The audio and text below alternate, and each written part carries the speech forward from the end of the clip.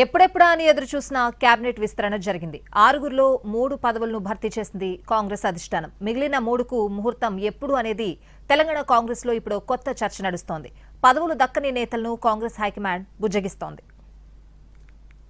Telangana cabinet విస్తరణలో 3 మంత్రి పదవులను భర్తీ చేసింది అధిష్టానం. తెలంగాణ కేబినెట్లో మొత్తం 18 మంది ఉండొచ్చు.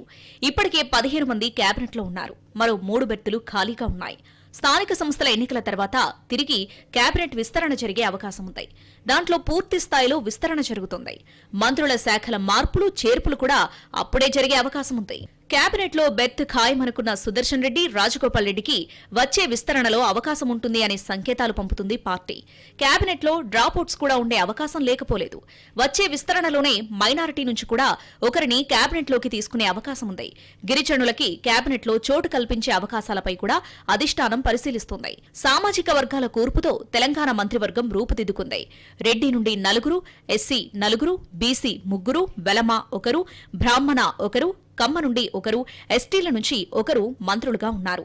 అయితే కేబినెట్ లో ఉమ్మడి హైదరాబాద్, రంగారెడ్డి, నిజామాబాద్ జిల్లాలకు ప్రాతినిధ్యం దక్కలేదు. మైనారిటీలకు మంత్రివర్గంలో అవకాశం లేదు. కేబినెట్ లో 3 ఖాళీల కోసం 10 మందికి పైగా ఆశావహులు ఉన్నారు.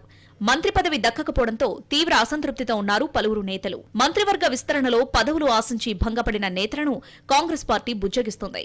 సుదర్శన్ రెడ్డి, కోమటిరెడ్డి రాజగోపాల్ రెడ్డి, ప్రేమ్ సాగర్ రావు మంత్రి పదవులు ఆశించారు. అయితే వారికి పదవులు దక్కలేదు. దీంతో వాళ్లను బుజ్జగించేందుకు కాంగ్రెస్ తెలంగాణ వ్యవహారాల ఇన్ఛార్జ్ మీనాక్షి నటరాజన్, టీపీసీసీ చీఫ్ మహేష్ గౌడ్ రంగంలోకి దిగారు.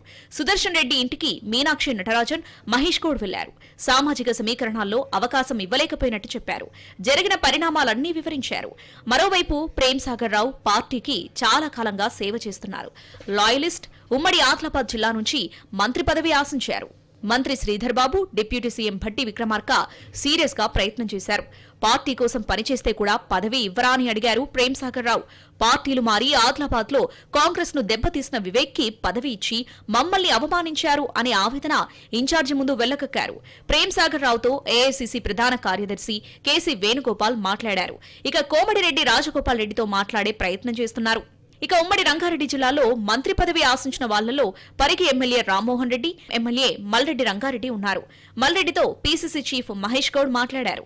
ఆయన్ని కూడా ఏఐసీసీ నేతలతో బుజ్జగించే ప్రయత్నం చేశారు. మొత్తానికి కాంగ్రెస్ లో పదవులపై ఆశలు పెట్టుకున్న వాళ్లు కొంత అసంతృప్తి వ్యక్తం చేస్తున్నారు. వీరికి నచ్చజెప్పేందుకు కాంగ్రెస్ అధిష్టానం ప్రయత్నిస్తుంది.